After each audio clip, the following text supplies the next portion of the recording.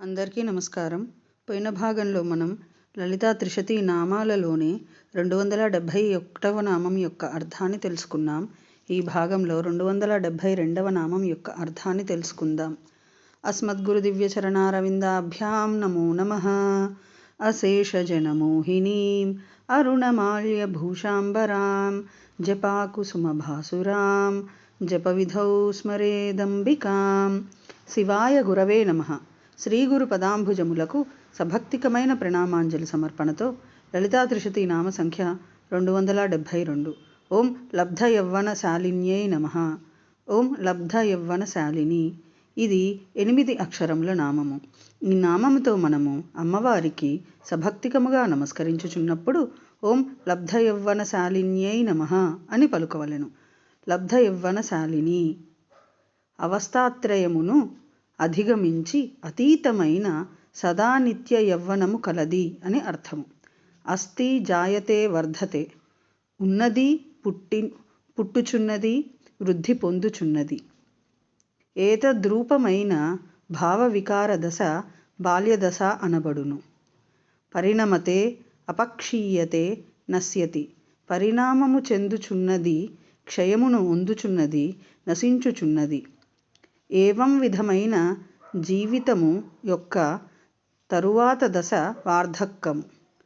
పరమేశ్వరికి దేహము లేనందున బాల్యవార్ధకములు నిషిద్ధములు కాగా అర్ధాత్తు యవ్వనము సిద్ధించుచున్నది.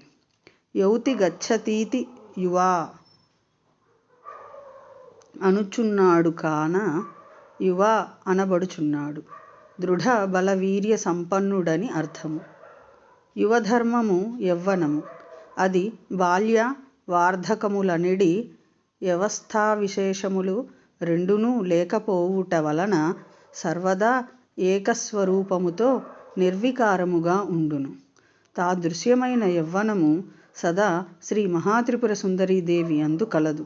అనగా షడ్భావ వికార రహితము, ఏకరూపము, సహజ స్వరూపము అయిన యవ్వనము కలదు. అజరోమృతో భయో బ్రహ్మ, బ్రహ్మ జరారహితము, అమృతము భయరహితము అని శృతి చెప్పుచున్నందున పరబ్రహ్మ భిన్నమైన పరమేశ్వరి ఏకస్వరూప శాలిని అయి విలసితం అగుచున్నదన్న భావము. కావున పరదేవత పరమేశ్వరి, పరాభట్టారిక, జగన్మాత, పరాశక్తి శ్రీ లలితా మహాత్రిపుర సుందరీదేవి లబ్ధ యవ్వన శాలిని అని స్తుతింపబడుచున్నది. పరమేశ్వరి సదా అవస్థాత్రయమును అధిగమించి తదతీతమైన సదా నిత్య యవ్వనము కలది. కావున మహామహేశ్వరి, పరాభట్టారిక, జగన్మాత, పరాశక్తి శ్రీ లలితా మహాత్రిపుర సుందరీదేవి లబ్ధ యవ్వన శాలిని అని భక్తుల చేత కీర్తింపబడుచున్నది. లబ్ధాతిశయ సర్వగా సౌందర్య లబ్ధ విభ్రమ, లబ్ధరాగ లబ్ధపతి, లబ్ధనానాగమ స్థితః. ఓం ఐం హ్రీం శ్రీం లబ్ధ యవ్వన శాలిన్యై నమః. శివశక్తి రూపాయ నమః శివాయ. ఓం ఐం హ్రీం శ్రీం శ్రీమాత్రే నమః. సర్వం శ్రీ సద్గురు దివ్య చరణారవిందార్పణమస్తు.